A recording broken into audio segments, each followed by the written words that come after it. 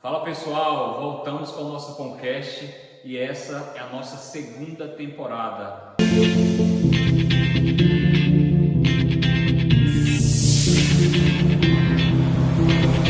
E não poderíamos estar em um local melhor, em um lugar melhor para gravar essa segunda temporada e o nosso primeiro episódio do que aqui na Ramalhos, em Portugal, aqui na sede. Para quem lembra, o nosso primeiro episódio da primeira temporada foi gravado lá na Ramalhos Brasil, em Americana, com o Wesley.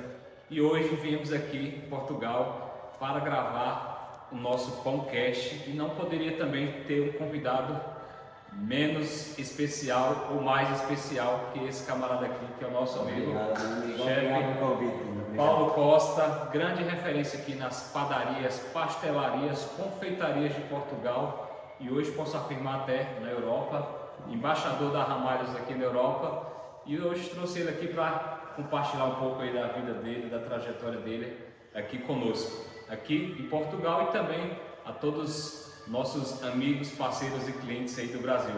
Paulo, conta aí para o pessoal, se apresenta aí, fala um pouco aí da tua...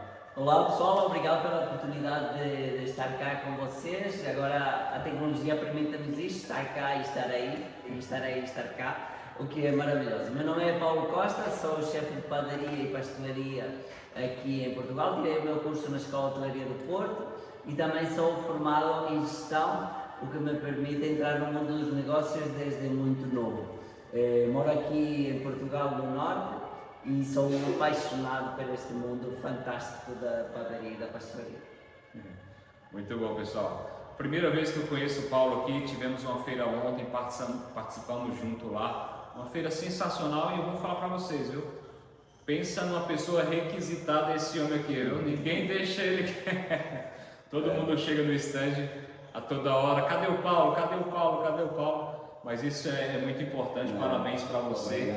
É sinal que é um trabalho muito bem feito, é um trabalho não só feito por fazer, mas um trabalho que se preocupa com realmente o resultado daquilo que você está entregando e o resultado principal do cliente que a gente está atendendo, né, Paulo? Então, é um trabalho difícil, que a gente sabe trabalhar com padaria, né? Todo dia, muitas dificuldades, mas é algo também muito prazeroso, né? Sim. Agora conta para o nosso pessoal aí como que o Paulo entrou nesse mundo louco. Bem, os meus pais viveram na Venezuela e o meu pai teve padaria na Venezuela, como a maioria dos portugueses que na altura viajaram, na altura de 75, 80, naquela época viajaram para a Venezuela montes de portugueses que se estabeleceram curiosamente no mundo da padaria. Eu cresci no meio da farinha e do pão, já desde garoto. O meu pai levava-me para a padaria muito pequenino, eu adorava estar na parte da produção, junto com os padeiros, onde eles estavam a trabalhar durante a noite, e este mundo da padaria entrou cá dentro e desde sempre eu fui um apaixonado. Quando voltámos para Portugal, eu tinha 18 anos e rapidamente percebi que a área que eu queria seguir seria este mundo da padaria e da pastelaria. Eu acho que o interessante neste setor é que nós estamos sempre a aprender. Isso é quase como na medicina, não é? Que eles acabam a formatura e continuam a estudar, e nós na padaria nunca sabemos tudo. Há sempre uma novidade, há sempre uma coisa nova, e a grande humildade que temos que ter é saber que há sempre uma receita melhor que a nossa. Então nós tentar aproveitar todos os insumos e todas as informações que os outros têm, para nós podermos crescer e poder também partilhar o nosso conhecimento com os outros, que isso é maravilhoso. Com certeza. E quantos anos já tem isso aí? Olha, muitos. Eu tenho 51, há mais de 35 anos que eu ando neste setor da padaria. Já abri mais de 52 confeitarias minhas. Tive uma rede até de franchising, umas franquias que abri aqui em Portugal e Espanha, por isso os negócios na área da padaria é algo que eu valorizo muito e por isso dou muitas assessorias e muitas consultorias, porque uma parte que eu gosto é a criação do negócio. Quando nós entramos num espaço vazio e estamos a imaginar onde é que fica o forno, onde é que fica o atendimento, onde é que o cliente entra, o que é que o cliente vai experienciar quando entrar e o que é que ele vai ver, isso é uma parte que eu gosto muito. Vocês terem uma ideia como ele realmente é muito bom nisso, que ele fez até uma padaria no caminhão, tá? É Logo verdade. mais a gente vai falar sobre isso aí. É verdade, é verdade. Vamos passar algumas imagens aqui também desse grande projeto que o Paulo tem aqui em Portugal.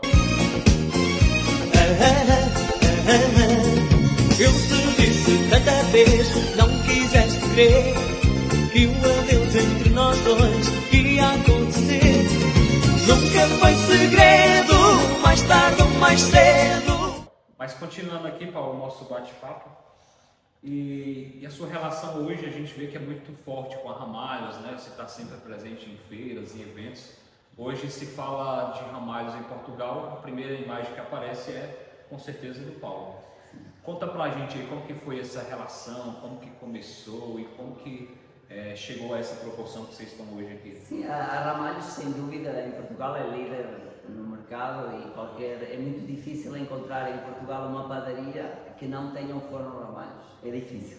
E então, eu desde muito novo estive no mundo da padaria e sempre que ia abrindo padarias, ia sempre comprando fornos e esta relação comercial com a Ramalhos fez-me entender muito rapidamente que por trás da Ramalhos existem pessoas e pessoas de grande qualidade e isso é uma coisa que me chamou muito a atenção. A administração da Ramalhos, desde que eu tinha apenas uma padaria e era um cliente muito pequenino, até quando tive uma cadeia de 32 padarias, o tratamento comigo foi sempre igual. Nunca me trataram pior por ser pequenino, nem melhor por ser grande, digamos, porque isso para mim tem um valor muito grande perceber quando o tratamento é bom, independentemente de com quem estamos a falar, isso diz muito. E esta relação com a Ramalhos surgiu a partir do momento em que eu vendi os meus negócios e quis me dedicar apenas a assessorias e consultorias, então fiz uma amizade mais estreita com a Ramalhos que me permite uma sinergia muito interessante. Eu aporto aos clientes da Ramalhos a experiência que eu fui adquirindo nestes anos nos negócios da padaria e ao mesmo tempo a Ramalhos me dá a oportunidade de eu visitar as feiras, de estar presente nos eventos e falar com projetos novos de novos clientes que para mim são extremamente interessantes. Mais do que estar em casa a ver um filme na Netflix, prefiro ouvir a história de uma pessoa que está a montar uma nova padaria. Isso sim entusiasma-me muito e apetece comer pipocas enquanto vemos histórias interessantes de clientes reais. Legal, muito bom, interessante, né? Muito bom de ouvir. E de lá para cá tem sido esse trabalho que vocês vêm fazendo em parceria, principalmente nos eventos, né? Em grandes eventos. Sim, em grandes eventos. Eu desde que comecei a trabalhar com a Ramalhos há 10 anos atrás, a Ramalhos antes não tinha nas feiras, apenas colocavam equipamentos, como estamos a ver aqui, e o comercial falaria com o cliente e venderia a ideia. A partir do momento que comecei a colaborar com a Ramalhos, começamos a ter um fabrico, começamos a fazer demonstrações nas feiras e isso criou uma dinâmica muito interessante, porque o cliente vê o pão a sair, o cheirinho, temos muitos convidados e isso também é muito interessante, porque o cliente não vê só um equipamento estático, mas sim vê um equipamento vivo a sair pão e produto. E essa oportunidade que a Ramalhos me dá de fazer o que eu mais gosto, que é fazer pão e bolos e produzir nos palcos mundiais, isto para mim é maravilhoso. E além de tudo fazer, além de mostrar o produto na prática, também ter a troca ali, né, que eu vi. Sim, essa interação, porque como disse, e modéstia à parte, realmente eu sou uma pessoa reconhecida no setor da padaria em Portugal e um bocadinho pela Europa, as pessoas conhecem-me e então reconhecem-me aquilo que se chama autoridade, não é? Digamos, uma pessoa que fala de negócios em padaria com alguém que abriu muitas padarias, é interessante. E penso que esta possibilidade de trocar ideias com clientes também é algo muito interessante. É diferente você querer comprar um forno e falar com um vendedor que apenas quer vender o forno, como é óbvio, e outra coisa é falar com alguém que utiliza o forno de uma forma prática para o seu negócio. Vai conseguir ajudar na realidade, né? Com certeza. Na realidade do cliente. Isso. Não, muito legal, Paulo. E tem em média quantos países, quantas feiras você já fez hoje ao longo desses anos em conjunto? Sim, muitas, inclusive já estive nos Estados Unidos, estive em Itália, França, muitas vezes em Espanha, Itália várias vezes, em vários sítios, e estas feiras internacionais são feiras de dimensão muito grande, onde a Ramalhos é um player fundamental, porque hoje em dia a Ramalhos está ombro a ombro com as grandes marcas mundiais, e conseguimos realmente impor o nosso produto como um produto de grande qualidade, e não temos medo de estar numa feira internacional lado a lado com um gigante de outras marcas, porque também somos um gigante. Hoje, modéstia à parte, a Ramalhos hoje é uma grande empresa que orgulha muito Portugal e o mundo. Com certeza. Só uma observação, você esqueceu um dos principais países. Claro, não esqueci, o Brasil está cá dentro. O Brasil é o nosso principal mercado, é verdade. E estive a oportunidade do ano passado de estar na FIPA, foi a primeira vez que fui ao Brasil, e adorei a vida. Eu acho que o brasileiro, pelo menos com quem eu tenho, tem uma parte empreendedora muito enraizada lá dentro, não é? Aquela capacidade de se virar, não é? Como vocês dizem, e tentar ultrapassar as dificuldades faz do brasileiro um grande empreendedor. E um empreendedor com um bom forno na mão é maravilhoso. Com certeza.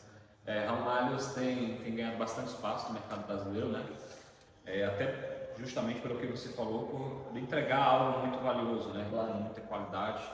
E com certeza trabalhos como esse que vocês vêm fazendo, e principalmente essas feiras, muda completamente a visão dos clientes, né? De quem está indo visitar. E esse ano, vamos no Brasil ou não? Sim, devo ir agora à FIPAM, está combinado que vou lá, ao mesmo tempo aproveito sempre fazer algumas visitas técnicas a alguns parceiros, lá, algumas padarias, não consigo visitar todas que gostaria.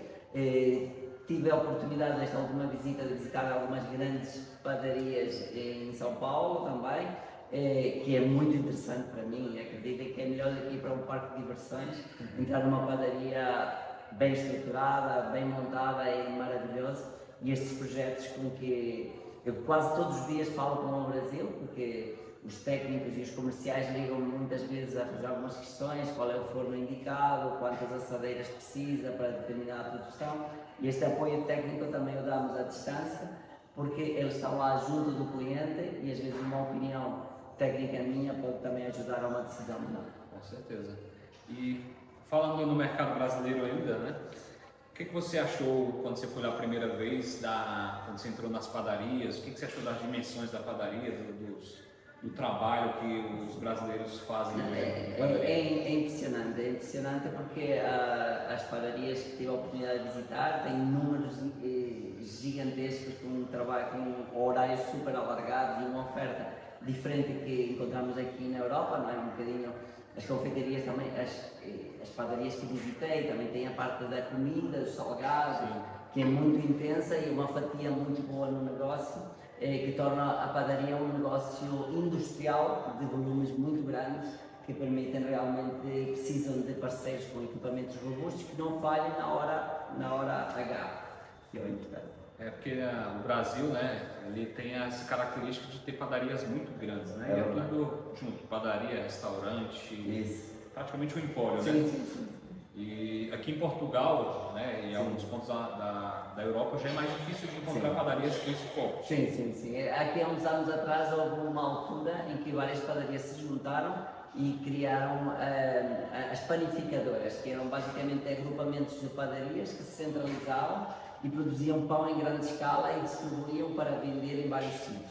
Isso acabou por desaparecer e vieram o pão quente. O pão quente é o quê? São pequenas padarias que produzem o pão na hora para o cliente. Então o cliente, por isso que o cliente aprecia mais o pão quente do que o pão entregue por uma distribuidora frio, não é? Com uma distância maior. Esta é a evolução no mercado das grandes padarias. Em Portugal reduziu-se para padarias muito pequenas, de centros de cidade, onde temos muitas padarias, muito próximas umas das outras, mas sempre padarias mais pequenas, que vão à procura de um cliente específico e de uma oferta mais limitada. Ou seja, ao invés de ter uma padaria grande, tem várias padarias pequenas, né? Padarias, pastelarias. Sim, até pelo custo do aluguer e do arrendamento nas cidades. É mais fácil conseguir alugar uma loja mais mais pequena, um espaço mais pequeno, o que alugar uma grande área comercial no centro de cidade fica extremamente caro, é um campeonato diferente. E eu achei interessante aqui, vindo aqui para o lado de Portugal agora, que tem muitas, no Brasil a gente chamaria de cafeteria, mas que é pastelarias, né? Que é confeitarias que servem café, umas sobremesas, umas coisas. Isso. Eu vi que o pessoal toma muito café, tem muito hábito de ir numa cafeteria, numa pastelaria, tomar um cafezinho Café rápido. e pastel de nata é sempre uma ligação muito próxima. Em Portugal toma-se muito café, de facto, e as pessoas tomam café por muitas ocasiões. Toma-se o café da manhã, ou o pequeno almoço, como nós chamamos, onde se toma o pequeno almoço e depois toma-se o café. Depois, à meia da manhã, toma-se novamente o café. Depois, às vezes, na área comercial, com um cliente, vai-se sempre tomar um café com um cliente. Depois, a seguir ao almoço, vai-se tomar outra vez café. Depois, à hora do lanche, novamente café. Depois, já à noite, depois já dá café. O café está sempre presente. E normalmente é acompanhado com pastel de nata ou com uma coisinha doce feita na confeitaria. É o casamento perfeito, né? Um cafezinho, um pastelzinho de nata. Isso é sempre Deixa qualquer português feliz. feliz. E estrangeiros, temos cada vez mais amantes do pastel de nata pelo mundo. Legal.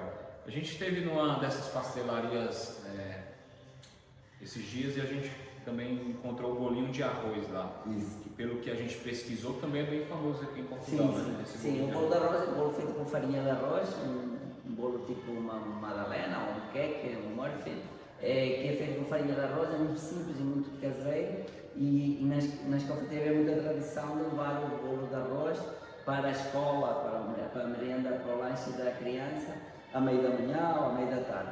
Isso, infelizmente, cada vez mais é difícil encontrar o bolo de arroz porque estão-se a globalizar muito, não é? Estamos a passar para a pastelaria do turista e menos para a pastelaria local.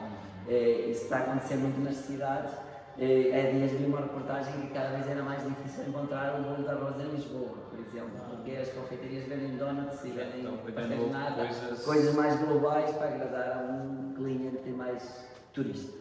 Até porque Portugal ultimamente tem recebido bastante turistas, né? No mundo inteiro, né? Não Porque só. Portugal, além de ter um clima muito ameno, muito agradável, temos também uma segurança muito grande. Em Portugal pode-se andar muito bem na rua sem qualquer problema. Claro que há assaltos, mas é uma coisa muito rara. É quase notícia de televisão haver um assalto, porque a segurança, felizmente, é uma coisa que nos deixa tranquilos e isso atrai muitos turistas de países menos seguros que vêm cá e se sentem muito bem cá. Isso é verdade, viu? Senti essa mesma segurança aí.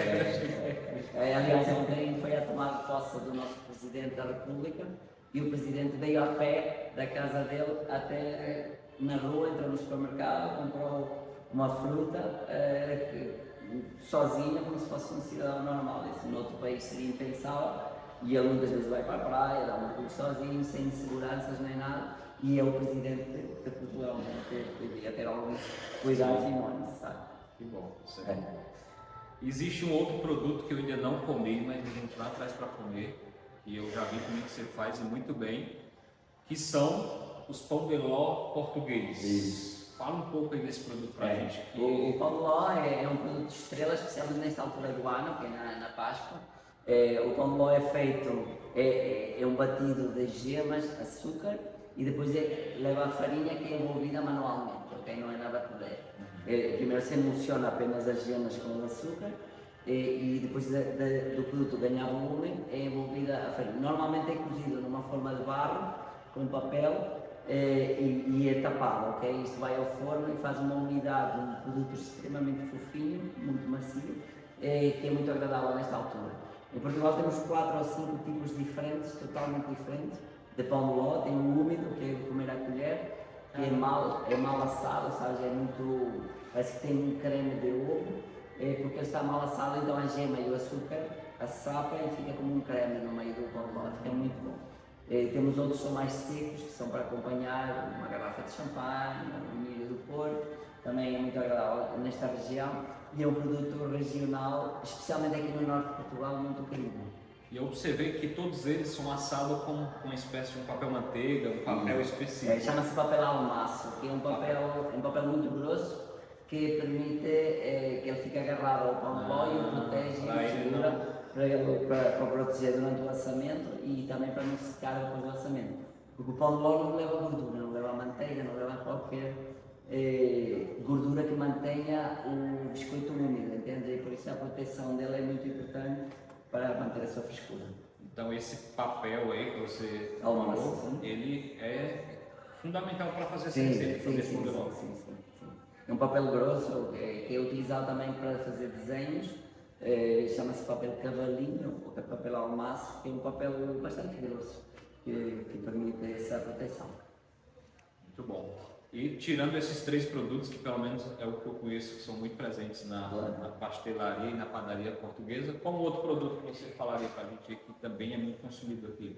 Nós temos o bolo rei, que é um produto sazonal, que tive a oportunidade de ir ao Brasil fazer bolo rei e que partilhei a receita com muita gente. Quem quiser mandar uma mensagem e seguir nas redes, eu envio a receita, porque eu faço sempre isso, respondo sempre. E o bolo rei é um produto tradicional mais na altura do Natal, mas também se vende o ano todo, e é como uma regueifa, não é? Que leva frutas cristalizadas e frutas secas por dentro e por fora também é decorado. É um bolo muito rico e normalmente é tradicional, por isso se chama bolo rei, porque ele é tão colorido que parece a coroa de um rei. E é um produto que no Natal não pode faltar na mesa, mas todo o ano se come uma fatia de bolo rei e sabe muito bem. E eu fui ao Brasil fazer e gostei muito, as pessoas apreciaram imenso, que é um produto muito tradicional português e muito bom. É verdade. Você falou, me fez lembrar que todos os lugares que a gente foi, não tinha rosca inteiro, né? Mas eles fracionam em pedaços e colocam para vender. Isso. Bem legal mesmo. Eu também vou provar esse bolo rei. Claro. A gente faz alguns bolo rei no Brasil, né? Mas como a origem é daqui, Claro. é sempre importante a gente trocar. Sim, vocês O também produto têm a de origem. tradição do panetone, não é? No Brasil. Sim. Em Portugal o panetone está a começar a crescer, mas ainda não é um produto relevante. E é um bocadinho um produto trazido de fora, não é? Como se sabe, é de origem italiana, já é feito cá também, como fazem muito no Brasil, mas aqui o bolo rei tem um espaço muito próprio que é impossível faltar na mesa. Acredito que o panetone não ganhou tanto espaço ainda por conta do bolo rei, né? Sim. Querendo ou não, as características são, não é que São são similares. parecidas, mas são semelhantes. É verdade, Mais tem muito menos frutas, hidratação. né? Sim. Assim, no Brasil a gente tem um consumo muito grande de panetone. Durante o ano, vende-se hoje em dia, antigamente era só em épocas sazonais, né? Final de ano, mas hoje em dia é o ano inteiro também. Existe a venda de panetone. Fantástico. E para quem quer conhecer esse fera aqui, ele vai estar na FIPAM de São Paulo, 2026, né? Já passou o ano. Então, vão lá no stand da Ramalhos para ver esse grande fenômeno aqui e cobrem dele a receita do bolo rei. Sim, Ele está... Mano, devendo. com muito gosto. Por isso, acho que podem me cobrar que eu dou a receita. Legal. E agora vamos falar do pastel de nata. Isso. Vamos falar, explica para o pessoal aí um pouco como que surgiu esse produto, como que ele ficou tão famoso aqui em Portugal. Não, o pastel de nata, em Lisboa existe uma área de Lisboa que é muito turística, que chama-se Belém. Existe a Torre de Belém e é onde está até o Presidente da República, onde está o Palácio de Belém. Então há uma confeitaria muito famosa lá que faz o pastel de Belém, que é o pastel de nata, não é? Que eles chamam de Belém porque é daquela região. Então este pastel tem ganho muita notoriedade por vários motivos. Um, porque é muito agradável ao comer, é pequenino, o que permite você comer várias vezes. Se fosse um pastel grande, tinha que pensar se tinha barriga para comer ou não. Mas aqui o pastel de nata cabe sempre, ok? Em qualquer hora cabe sempre. Então o pastel de nata tem ganho muita notoriedade, especialmente nos turistas. E cada vez mais tem-se aperfeiçoado, inclusive temos um concurso nacional do melhor pastel de nata e as confeitarias têm melhorado bastante o pastel de nata. A própria Ramalhos tem fornos específicos para o pastel de nata, porque é um produto tão pedido e temos muitos clientes que apenas produzem pastel de nata. Nós temos até inclusive um cliente que assa mais de 1 milhão de pastéis de nata ao dia. Muito. E é no interior, né? É uma coisa de turista, é mesmo uma produção que ele tem em grande escala porque é um produto muito interessante. Comercialmente tem uma margem muito boa, é um produto agradável, fácil de embalar, não precisa fermentar, é crocante, é agradável em boca, é doce, não é muito caro, tem um food cost acessível e é um bocadinho um produto global a nível de Portugal, que é o nosso Cristiano Ronaldo, não é? Olha, que toda a gente conhece em todo lado e toda a gente associa a Portugal, o que é muito bom. Legal. E agora eu sei porque que em alguns lugares no Brasil que tem o pastel de nata chamam de pastel de Belém. Isso. Aqui também o pessoal associa isso Sim, ou é pastel de nata? é pastel de nata para toda a gente. Agora é claro que em Belém, em Lisboa, o turista quando vem vende-lhe muito a ideia do pastel de Belém, ok? Então turista. ele vai, é o turista. Então é o turista que normalmente chama pastel de Belém. Mas se for de uma confeitaria, aqui que estamos a 300 km de Belém, e pedis um pastel de Belém, dá-me um pastel de nata sem problema. Já entendem, né? Nem corrigem sequer. Entendem do que É se isso, trata. é isso. Exatamente. Legal. E esse pão de ló, né, como você falou que é pão de colher, eu achei bem interessante. Já existem algumas versões de sabores diferentes ou é só mais o tradicional? Aliás, o pão de ló até existe uma confraria do pão de ló que protege a tradicionalidade do pão de ló e também é um produto que leva 3 ingredientes, não é? Nós temos que pensar que leva ovos, açúcar e farinha, mais nada. Então, e mesmo os ovos é só a gema, nem sequer leva o ovo inteiro. Então, a simplicidade deste produto assenta muito no assamento dele, é a parte mais importante. Porque a temperatura, a proteção que ele tem na forma de barro e por acaso não tem havido muita diversificação do pão de ló. Há várias regiões que o fazem de forma diferente, há uma área do país que o mergulham numa calda de açúcar e levam um fondant, um glacê por cima de açúcar e é outro tipo de pão de ló, que é muito doce, extremamente doce, mas que é uma coisa muito golosa, não é? Como uma fatia daquele pão de ló, é explosivo, mas é muito doce, porque além do açúcar que já leva no pão de ló, ele é mergulhado dentro da calda de açúcar. Realmente para quem gosta de doce. Mas aquele que falas de comer a colher é o meu favorito. Existe uma região que é o Ovar, aqui no norte, que também está protegido. Esse pão de ló do Ovar é de comer a colher. Nos outros sítios que o fazem, não lhe podem chamar pão de ló do Ovar, tem que chamar pão de ló úmido, porque está protegido pela região. É uma questão, nós chamamos, é uma proteção regional do produto, que também é importante. Mas é um produto maravilhoso, gosto muito. Legal, eu vou ter que provar, não Vai vai ter ter que jeito. ser. Não posso voltar para o Brasil sem provar esses produtos. Também eu na FIPAL vou fazer pão de ló, e também vou dar assim. Eu vou ser o ajudante dele lá na Isso, só para dar assistência para ele. E no Brasil, Paulo, a gente tem um clássico lá que em todas as padarias, e é o carro-chefe em todas, né? Acho que você chegou a conhecer, que é o nosso pão francês. Sem dúvida. É de origem brasileira, mas chama-se pão francês. Ok. E dependendo da região do Brasil, tem outros nomes, por exemplo, pão de sal, pão d'água, mas de modo geral é pão francês no Brasil. Aqui, encontra-se pão francês em algumas padarias no formato que é feito no Brasil? Sim. Ou... Sim. Nós temos o nosso pão francês aqui, também chamamos pão de bico, que é um pão, uma massa muito parecida com a vossa do pão francês, só que normalmente em tamanhos um bocadinho mais pequeno daquele que normalmente se vê no Brasil. O pão francês, aquilo que é o carro-chefe aqui em Portugal, chama-se pão bijou, que é um pão redondo, muito simples, que apenas é vincado no meio e é cozido, pesa mais ou menos 50 gramas. E Portugal caracteriza-se, ao contrário de outros países da Europa, normalmente comem o pão fatiado, okay? Fazem pães grandes e fatiam. Em Portugal não, há muita tradição do pão pequeno. Então as pessoas, são 5 pessoas a jantar, compram 5 pães. Okay? Normalmente o pão pequeno é unidose, digamos, um pão para cada pessoa e já está. Noutros países, se calhar as pessoas comem mais pão porque fatiam, e em vez de comer uma fatia como 2 ou 3 ou 4, e se calhar isso faz com que a pessoa sem saber coma mais pão. O pão francês e o pão bijou em Portugal, eu acho que são os dois carros-chefes, cada um no seu país. Sim. E eu ouvi falar bastante do outro, que eu até provei também, que é o papo seco. Isso. É o biju também. É o mesmo biju? É. Depende da região, chamam de papo seco, outros chamam pão de Então biju. seria o pão francês do Outros Brasil. chamam carcaça também. Depende do nome, mas normalmente será isso. Só que é um formato redondo e em casa é uma coisa muito simples. Sabe uma coisa que me chamou bastante atenção aqui também?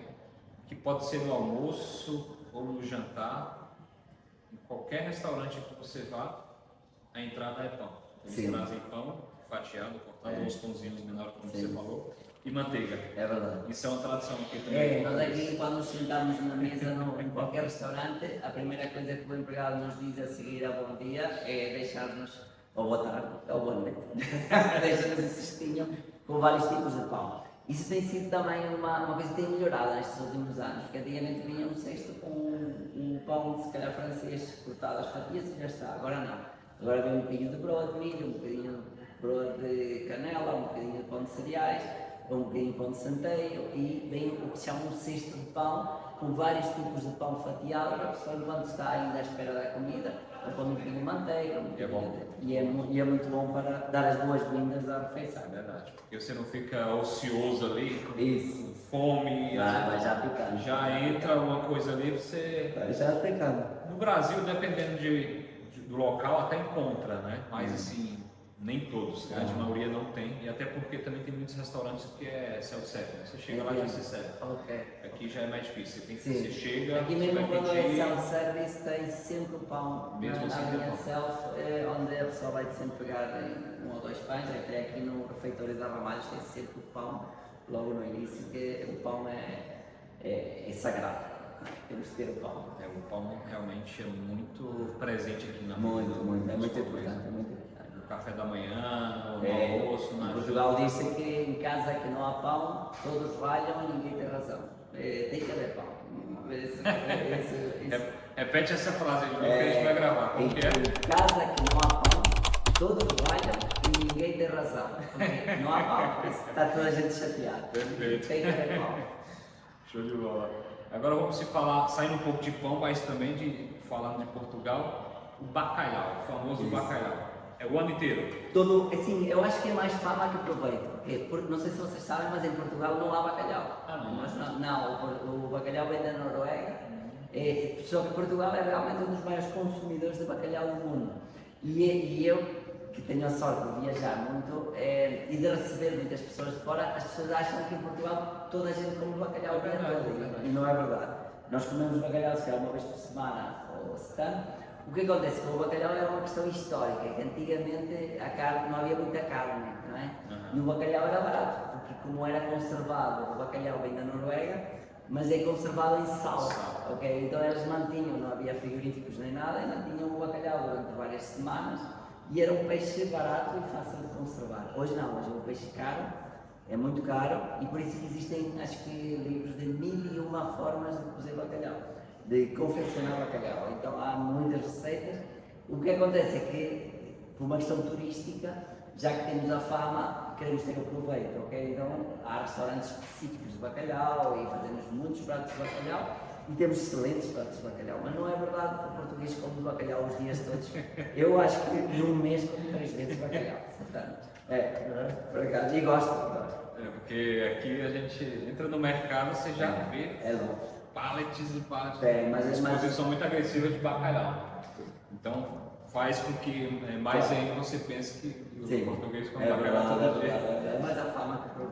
E o legal assim que o Brasil, por exemplo, a gente também come bacalhau, é caro também, muito caro, um dos produtos mais caros desse segmento. Mas é só na época está se aproximando agora, de Páscoa, né?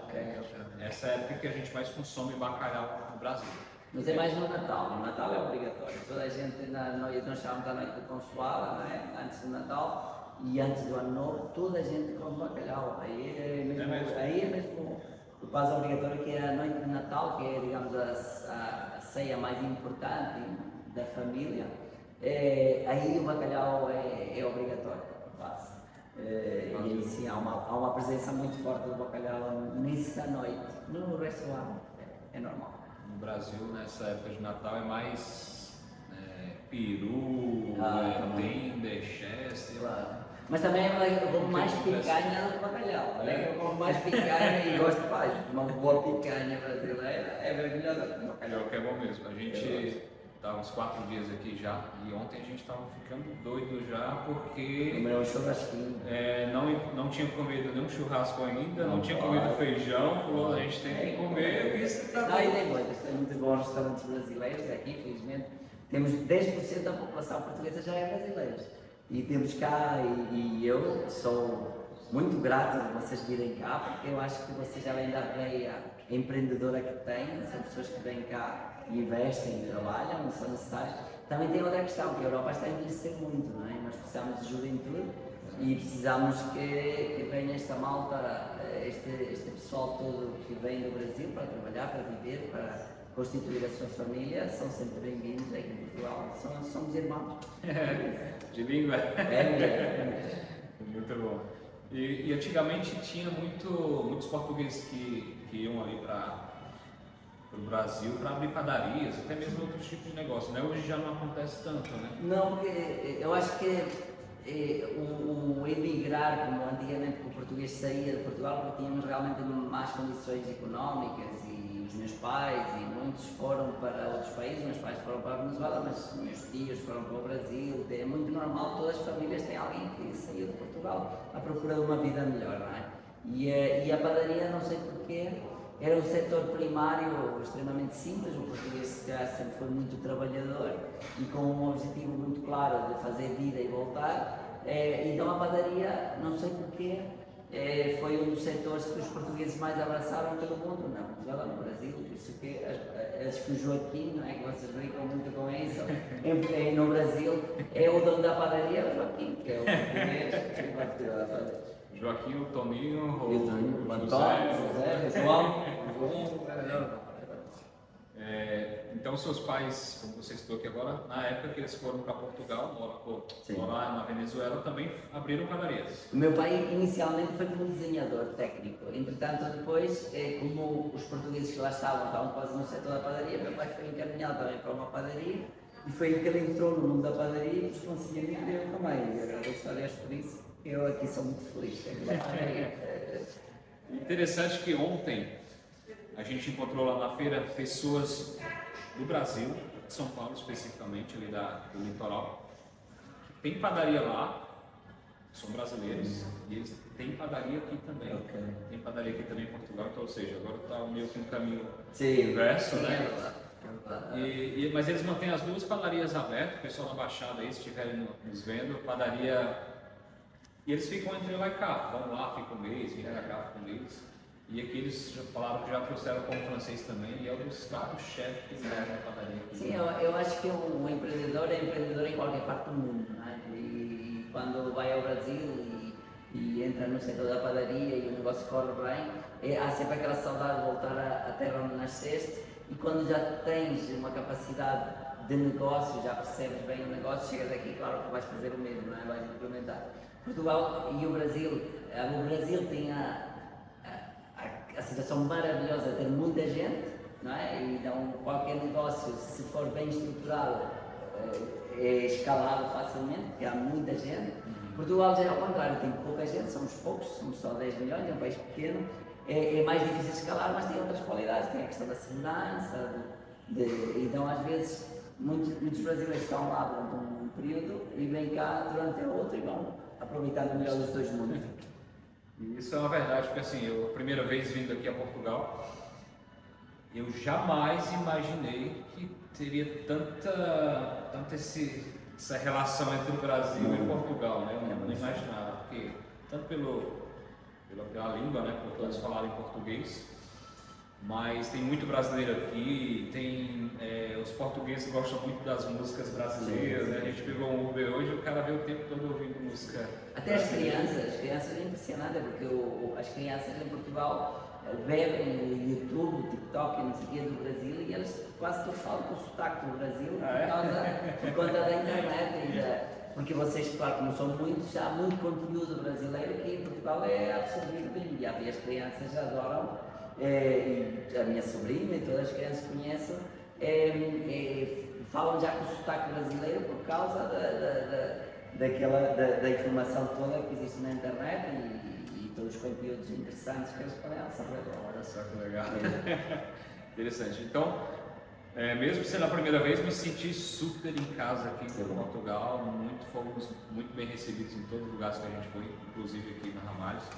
A gente agradece muito aí pelo espaço, tanto o espaço na feira, espaço aqui, por ter nos apresentado aqui toda essa estrutura. É um projeto novo, que tem um ano e tal, e no Brasil o Márcio na Ramalhos está louco também por ter este projeto lá. E acho que lá encaixaria-se até muito melhor do que aqui, que o projeto chama-se Padaria na Estrada.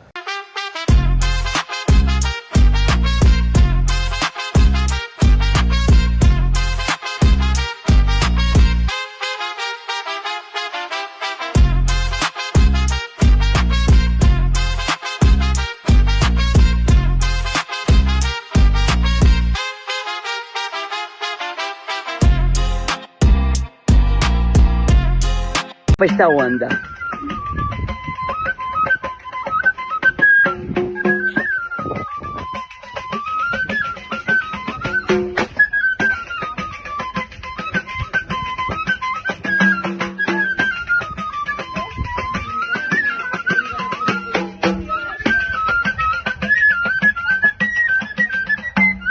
Música ao vivo, ambiente espetacular, que é melhor? Um eclairinho na mesa. Nada melhor.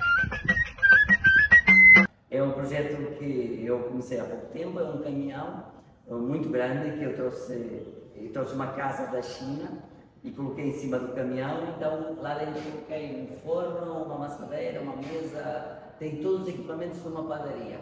Então o bonito deste projeto, nós fabricamos um pão específico que chama-se pão com chouriço, que é um bocadinho o vosso pão com linguiça, pão calabresa. E é um pão, uma receita com muita hidratação, com muita qualidade, e nós fazemos e assamos à frente do cliente, com um cheiro impressionante, e o caminhão em si tem uma imagem muito forte, que faz com que quando chegamos a uma localidade temos imediatamente muitos clientes e fácil. E ao mesmo tempo eu uni este projeto comercial com um projeto de formação. Eu gosto muito de crianças e de partilhar conhecimentos, então em todas as localidades que vou, convido as escolas e os centros locais para as crianças irem lá fazer uma atividade comigo. Todos os dias tenho crianças diferentes a fazer atividades, porque é uma forma de devolver à comunidade aquilo que a comunidade me dá, que é eles recebem bem na sua localidade, e eu em contrapartida convido todas as crianças a virem, que se transformam em embaixadores da padaria na estrada, não é? Porque trazem os pais pela mão. Eu estive lá a fazer pão, eu conheço o chefe Paulo e esta interação é maravilhosa. No Brasil, conversando com o Márcio, como o Brasil é tão grande, seria maravilhoso nós fazermos uma roadshow, não é? Correr um bocadinho as cidades todas do Brasil e levar um bocadinho a cultura do pão a cada localidade, onde cada vez que chegássemos a um sítio havia uma festa do pão. Seria muito interessante implementar isso. Estamos a pensar, que também é difícil eu me multiplicar, são muitos quilómetros e a vida já é muito intensa, mas vamos conseguir certamente implementar isto. E vejam nas redes sociais Padaria na Estrada, vocês vão ver que vão gostar de ver as imagens. A gente vai deixar o arroba aqui também, tudo certinho, nas redes sociais do Paulo e também desse projeto aí fantástico. E se caso dê tudo certo, vocês implantem lá no Brasil, podem contar conosco, que a gente vai incentivar aí de todas as formas possíveis com esse projeto, que eu tenho certeza que já é sucesso. Né? Já é sucesso. E parabéns, além de tudo, de estar treinando essas crianças, como você mencionou, você está fomentando na vida delas a panificação, né? O pão, o saber fazer o pão. Isso vai plantando uma sementinha ali no coração de cada um para entender um pouco sobre. Eu acho que nós temos que ser principalmente inspiradores destes jovens, não é? E perceber que o mundo da padaria antigamente era visto como um mundo escondido, não é? Onde os padeiros trabalhavam de madrugada, à noite, sem grandes condições, sem charme, digamos, sem aquela magia bonita que as crianças ou os jovens procuram quando querem escolher uma profissão. Hoje em dia não é assim, com os equipamentos modernos que temos, com a nova gama de padeiros mais formados, com mais conhecimento, e conseguem dar uma outra beleza e uma outra roupagem ao negócio.